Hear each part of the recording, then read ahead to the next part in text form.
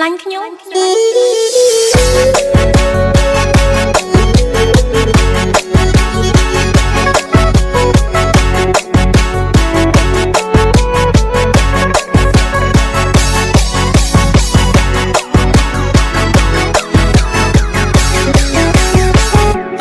អ្នកណាទៅ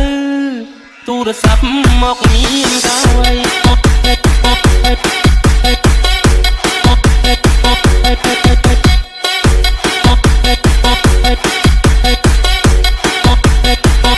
ទូរស័ព្ទមកប្រើ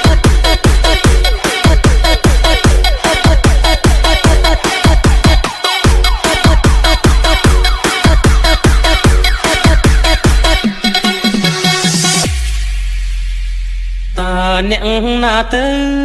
ទូរស័ព្ទមកមានកាវៃទូរស័ព្ទមកស្រាយឲ្យបងទៅចាប់ម្លេណូញញឹមទៅសួរឆ្លើយចាស់ផ្ដេចដួលទាំងចិត្តត្រេកអរអូនធ្វើឲ្យបងវឹកវរអង្គុយឈរព្រោះចាំចរណាសន្យាចាំទេមាសមេបំភ្លេចឬវ័យចាំបានទេថ្លៃរៀងថាមិនមុសាដងដៃ